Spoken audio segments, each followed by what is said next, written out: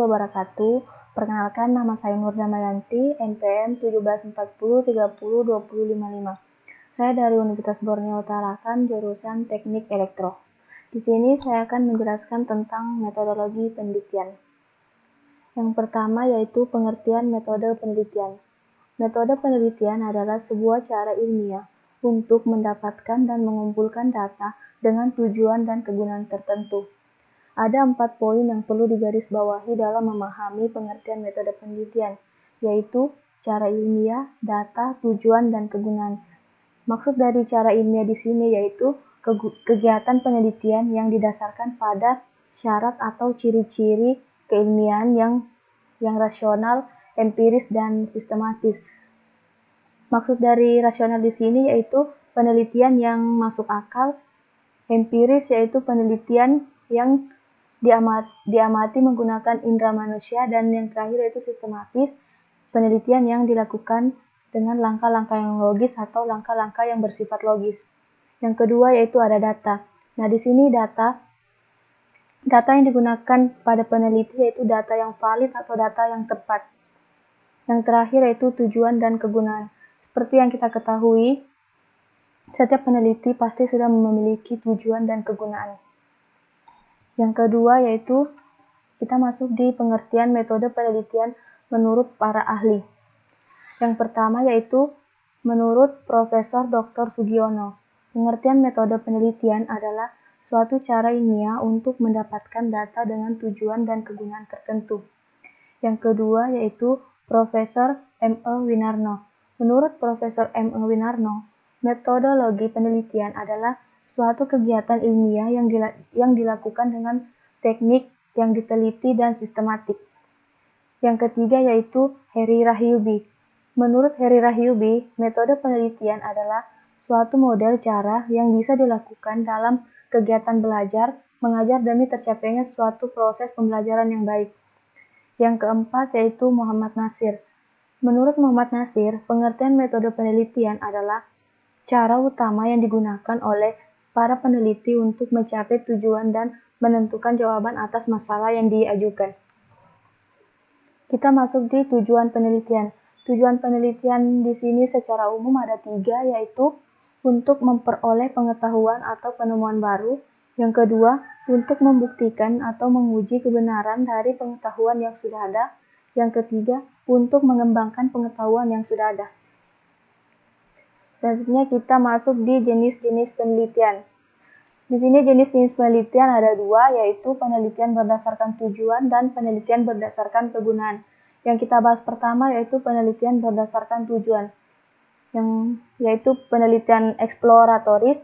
Penelitian eksploratoris adalah penelitian yang dilakukan terhadap masalah yang masih jarang diteliti. Jadi penelitian eksploratoris di sini sesuatu yang diteliti merupakan yang baru yang tidak banyak diteliti oleh peneliti-peneliti sebelumnya. Yang kedua yaitu penelitian deskriptif. Penelitian deskriptif menunjukkan bahwa tujuan penelitian adalah untuk memberikan penjelasan yang lebih rinci dan mendalam mengenai suatu permasalahan sosial yang menjadi objek penelitian. Di penelitian deskriptif ini, jika semakin banyak data dalam bentuk kalimat yang bisa disajikan, maka penelitian ini akan semakin bagus. Yang ketiga yaitu penelitian eksplanatoris. Penelitian eksplanatoris ini memiliki tujuan penelitian untuk menguji suatu teori atau hipotesa guna memperkuat atau bahkan menolak teori atau hipotesa dari penelitian yang sudah ada. Selanjutnya penelitian berdasarkan kegunaan. Ada 5, yaitu yang pertama penelitian murni. Menurut Jujun S. Suryasumnatri tahun 1985 menyatakan bahwa penelitian murni atau penelitian dasar adalah penelitian yang bertujuan menemukan pengetahuan baru yang sebelumnya belum pernah diketahui. Jadi penelitian murni ini disebut juga dengan penelitian dasar. Yang kedua, penelitian terapan. Menurut Jujun S. Suryasumnatri tahun 1985 menyatakan bahwa penelitian terapan adalah bertujuan untuk memecahkan masalah-masalah kehidupan praktis. Jadi penelitian terapan ini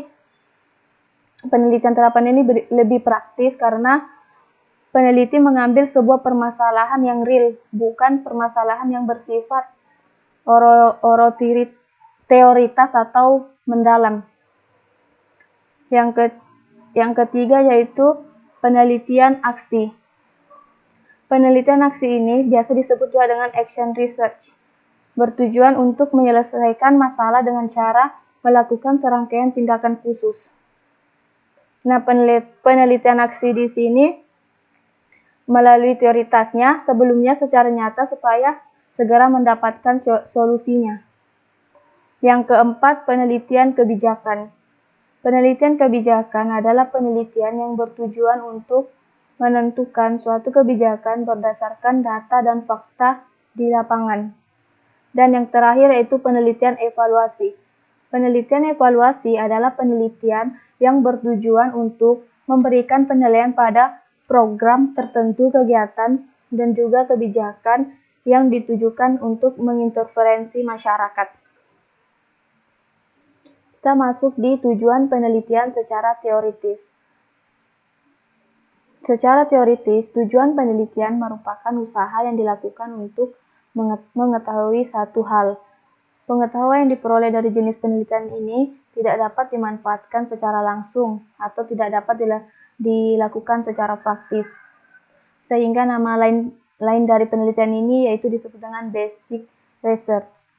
Yang kedua yaitu tujuan penelitian secara praktis. Tujuan dari penelitian ini yaitu untuk mencari serta menemukan pengetahuan yang dapat dimanfaatkan langsung di dalam kehidupan kita atau di dalam kehidupan sehari-hari kita. Penelitian ini disebut juga dengan applied research. Selanjutnya kita masuk di macam-macam metode penelitian. Macam-macam metode penelitian di sini ada dua, yaitu penelitian kualitatif dan penelitian kuantitatif. Penelitian kualitatif adalah penelitian yang digunakan untuk meneliti pada kondisi objek alamiah di mana peneliti merupakan instrumen kuncinya. Menurut Sugiono 2005. Penelitian kuantitatif adalah suatu proses menemukan pengetahuan yang menggunakan data berupa angka sebagai alat menganalisis keterangan mengenai apa yang kita ketahui. Macam-macam metode penelitian. Di sini macam-macam metode penelitian menurut Surya Brata tahun 1983. Metode penelitian berdasarkan sifat masalahnya dapat diklasifikasikan antara lain. Yang pertama yaitu metode penelitian historis. Metode penelitian historis di sini bertujuan untuk rekonstruksi masa lampau secara sistematis dan objektif. Yang kedua yaitu metode penelitian deskriptif. Metode penelitian deskriptif di sini bertujuan untuk membuat deskripsi secara sistematis, faktual, dan akurat. Yang ketiga yaitu metode penelitian perkembangan.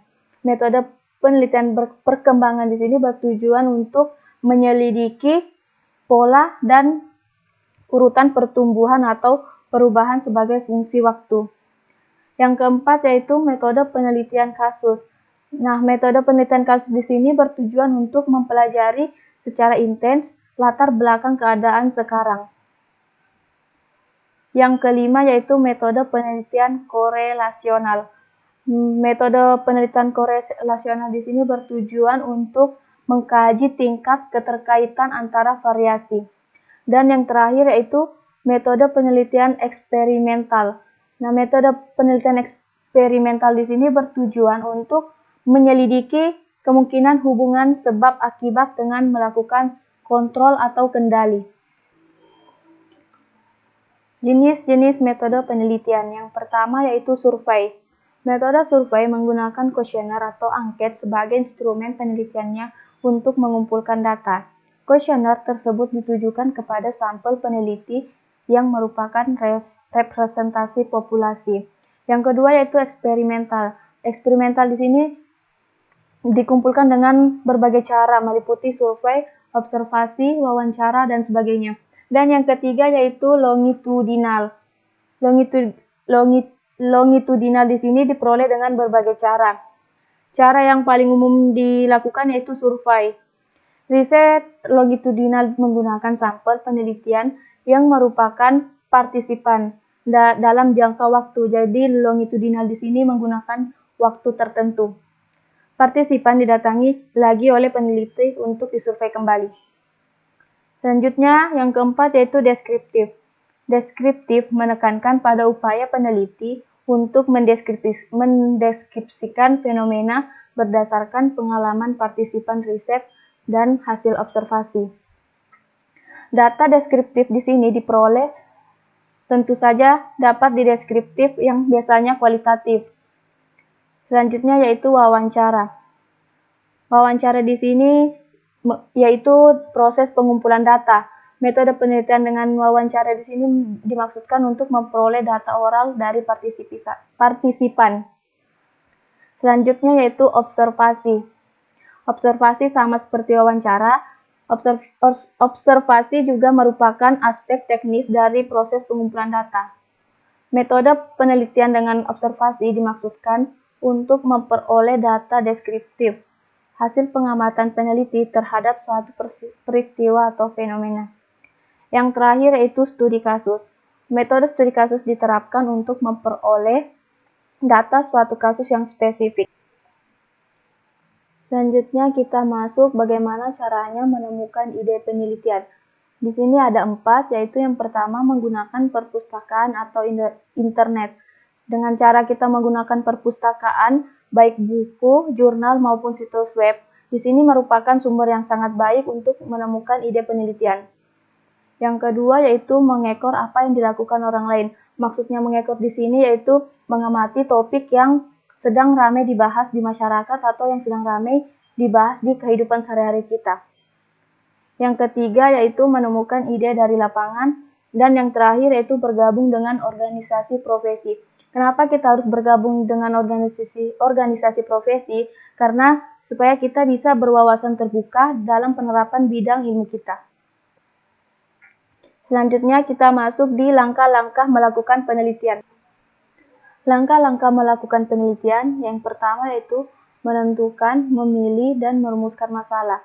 Merumuskan masalah dapat dilakukan dari berbagai sumber. Sumber yang bisa kita gunakan yaitu seperti bacaan, seminar, atau ilmiah lainnya. Yang kedua yaitu menyusun latar belakang masalah. Di sini menyusun latar belakang masalah yaitu kita ceritakan hal yang melatar belakangi mengapa suatu penelitian dilakukan baik sesuai dengan kondisi lapangan secara ilmiah. Yang ketiga yaitu identifikasi masalah. Identifikasi masalah di sini yaitu merumuskan masalah yang akan kita teliti dalam bentuk pertanyaan. Yang keempat yaitu batasan masalah. Batasan masalah di sini yang kita ketahui yaitu sejauh mana penelitian akan dilakukan. Selanjutnya menetapkan hipotesis. Menetapkan hipotesis di sini ada 2 yaitu penelitian untuk membuktikan hipotesis dan penelitian untuk menggali atau melahirkan hipotesis. Hipotesis merupakan jawaban sementara dari penelitian. Kadangkala dalam suatu penelitian tidak bisa dituliskan hipotesis, namun penelitian tersebut menghasilkan hipotesis baru. Selanjutnya menetapkan variabel. Sebaiknya jika kita ingin menetapkan variabel yaitu yang kita gunakan variabel yang bisa diuji. Selanjutnya memilih alat pengumpulan data. Memilih alat pengumpulan data di sini yaitu alat yang akan digunakan dalam penelitian harus valid, tepat, atau konstan. Selanjutnya menyusun rancangan penelitian. Menyusun rancangan penelitian di sini yaitu menulis kegiatan penelitian dari awal sampai akhir dan membuat jadwal. Selanjutnya menentukan sampel atau menentukan jenis teknik sampling. Menentukan sampel di sini melihat karakteristik populasinya, apakah mengikuti distribusi normal atau tidak. Selanjutnya menyimpulkan dan menyajikan data. Menyimpulkan dan menyajikan data yaitu menyusun penelitian sesuai dengan tujuan atau rencana penelitian dan melakukan seri data. Selanjutnya, mengolah dan menganalisis data. Nah, mengolah dan menganalisis data di sini yaitu kita melakukan uji reliabilitas dan validitas. Selanjutnya, menginterpretasikan hasil analisis dan mengambil kesimpulan. Dan selanjutnya, menyusun laporan ilmiah dengan mengikuti kaidah yang ada. Dan yang terakhir yaitu mengemukakan implikasi atau manfaat dan saran. Ini referensi yang saya gunakan ada 2, yaitu http://www.gurupendidikan.co.id metodologi penelitian, dan yang kedua https://sharingkali.com contoh metode penelitian. Terima kasih, mungkin itu saja yang saya dapat sampaikan. Lebih dan kurangnya mohon dimaafkan. Wassalamualaikum warahmatullahi wabarakatuh.